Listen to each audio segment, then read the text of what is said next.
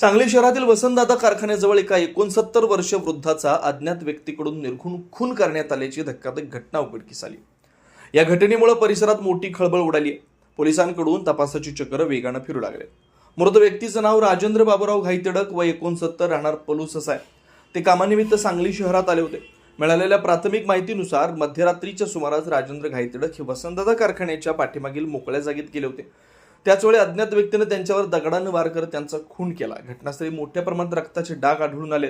हल्लेखोराने त्यांचा mobile phone घेऊन घटनास्थळावरून पलायन केल्याची माहिती समोर आली। सकाळच्या सुमारास परिसरातील नागरिकांना संशय आल्याने त्यांनी पोलिसांना माहिती दिली। त्यानंतर संजयनगर पोलीस ठाण्याचे अधिकारी आणि सांगली स्थानिक गुन्हे शाखेचे पथक घटनास्थळी दाखल झालं।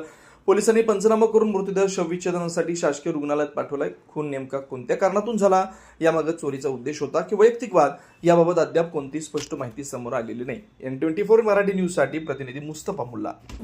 दिवसभरातील घडामोडींचा आढावा घेण्यासाठी पाहत रहा N24 मराठी न्यूज चॅनल।